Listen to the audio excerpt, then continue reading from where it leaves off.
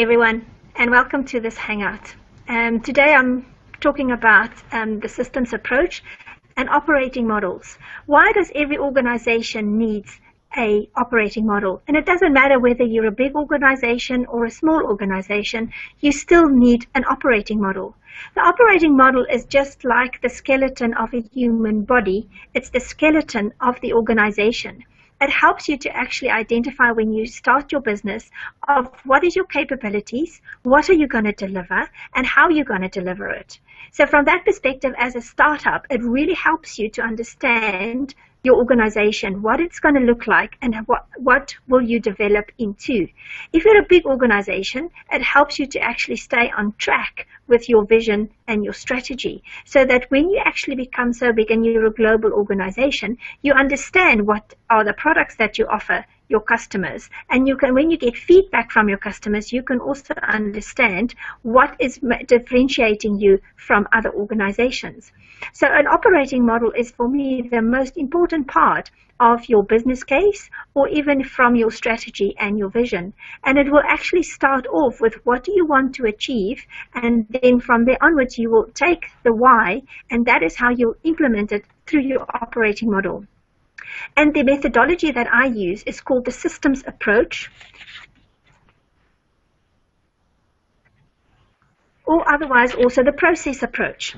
Now, if I am correct, I'm not totally certain about this, but my understanding is that this methodology was created by the International Bureau of Standards, which is a global organization which standardizes systems, procedures, and quality aspects of an organization. So you can actually register your organization and prove that you are following certain processes to this organization, and they will then certify you as an organization that delivers with integrity.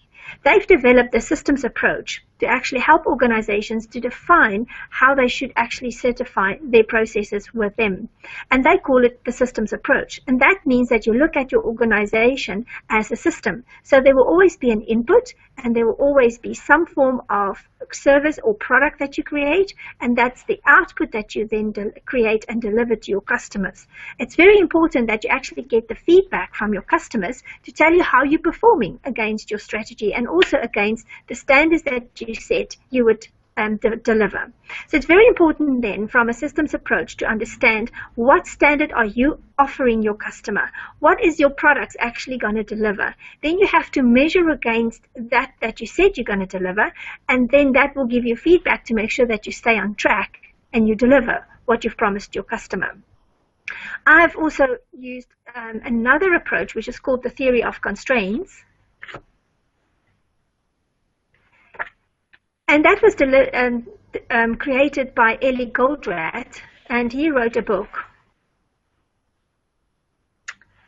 The Goal. It was one of the most exciting books that I've read from an academic perspective. He actually wrote the theory of constraints in a novel, and he explains it very well on how the theory of constraints work. And they are very high, and their big emphasis is on making sure that your system is balanced and that you actually deliver to your optimum capacity in your value chain. So that is from your customer order right through to your customer delivery. You actually have to balance and optimize the whole system. So the whole objective of the system is to deliver the same things and concentrate on the same things that will actually get the product out of the door. Now, if you understand a production environment, it's a bit easier to explain that, first of all, in a production environment where you will be able to see the products go through a product line, and you'll also be able to see where are the bottlenecks in your system, because your inventory will normally increase in your bottleneck. So it's very physical when you walk through a factory to actually see where have you got stock sitting on your floor which are not moving. Once you found the bottleneck that is actually prohibiting you to get the products out of the door to your customer, you have to work on that as part of the chain to make sure that you increase the capacity of that bottleneck, because you will only be able to deliver the number of items that your bottleneck can produce in a day. And he's created a lot of measurements that supports this systems approach very well and very effectively to be able to make sure that you deliver optimum amount of capacity at the end of the day to your customers.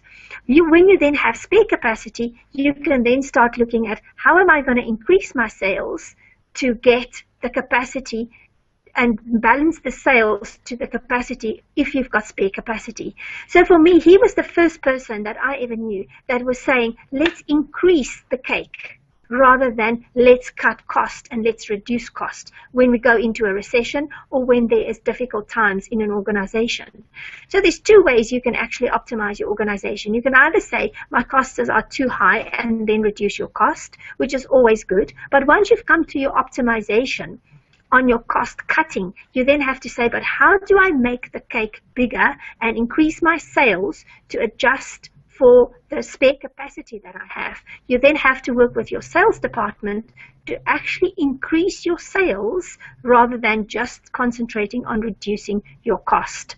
And for me, that is the most important thing that you will get if you actually work on your operating model and stating how your operating model and your processes will work. You will be able to then identify where your bottlenecks are, and you can then work on seeing on how am I going to improve the capacity of my bottleneck. And if I improve the capacity of my bottleneck, how will that increase the amount of product that I will get out of the door? Then I have to talk to my sales and marketing department to say, in a month or two, whenever this capacity is increased, you're going to have more product to sell. So better start talking to your customers. And if you don't have the customers who are going to be able to take up the extra product that's going to come off the production line, then start looking for new customers.